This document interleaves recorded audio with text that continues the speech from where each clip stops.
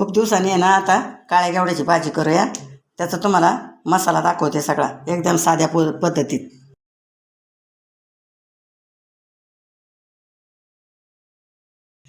चांगल्यापैकी शिजलेत ते।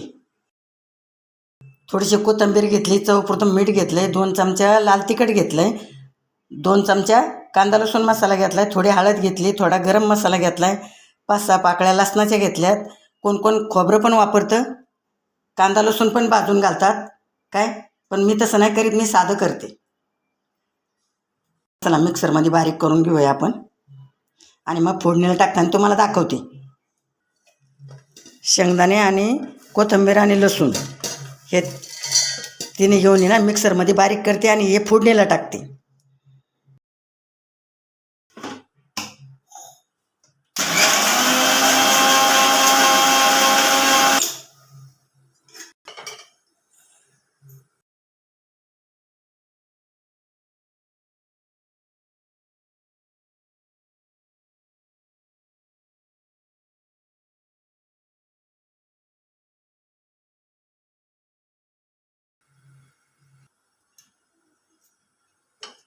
एक पळी तेल टाकलं आपण, जास्त तेलकट भाजी आम्ही नाही खात। चिमूटभर हिंग टाकूया आणि आता हे परतायला आहे ना हे मसाले सगळे आपण टाकून द्यायचे त्याच्यात मिक्स करून।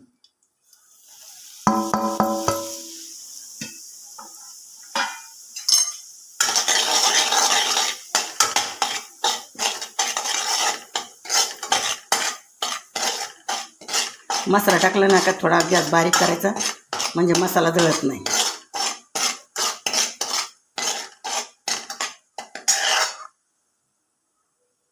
मसाला आपण बारीक करून घेतला ना हे पण त्याच्यात टाकू।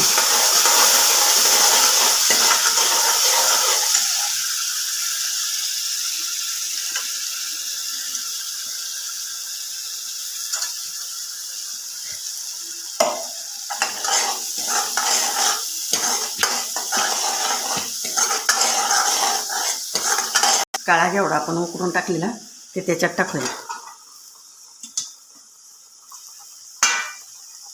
त्याच्यात आता असा मस्तपैकी मिक्स करून घ्यायचा।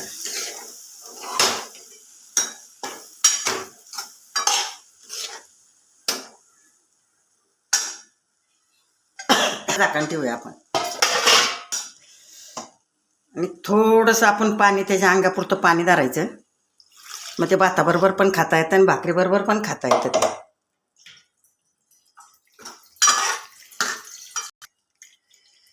मसाला वाटला आणि त्याचं भांडं आपण मिक्सरचं भांडं धुवून त्याच्यात टाकायचं असतं। आता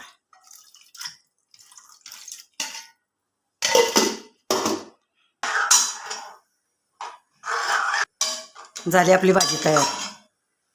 कड काढायचा त्याला, आता झाली भाजी तयार।